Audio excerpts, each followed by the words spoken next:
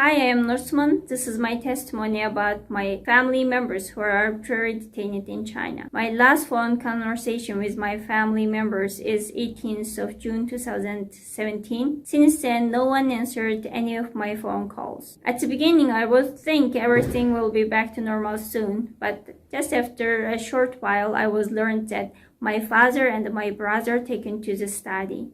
I didn't take it seriously because I didn't know they was taken to the concentration camps. So I keep silent and just waiting a good news from the family. On February 2018, I was learned that no one at home anymore. That means that my mom also was taken. That was the breaking point of my silence. After 2 years struggle, on 15th of June 2020, just after 3 years after my family member's disappearance, I was informed by the Chinese embassy in Turkey that all of my family members are in prison. My father, Abdurrahman Tohti, 54 years old, sentenced to 16 years, 11 months.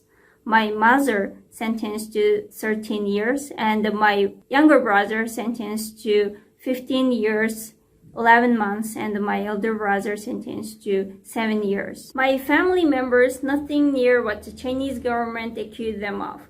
My father and my mother, over 50 years old. They are loving parents and the best friend. They dedicate their whole life for their fourth child. My two brothers are the businessmen. They are working hard to take care of their children and take good care of their parents and their family. Just because of their unlimited support, I had the chance to study the best university in China, and I also had the chance to study abroad. Now I get my MBA degree and I had a career on it, but unfortunately all of my parents and my siblings are in Chinese prison just because of the false policy of the Chinese communist regime. Close the camp and release my parents.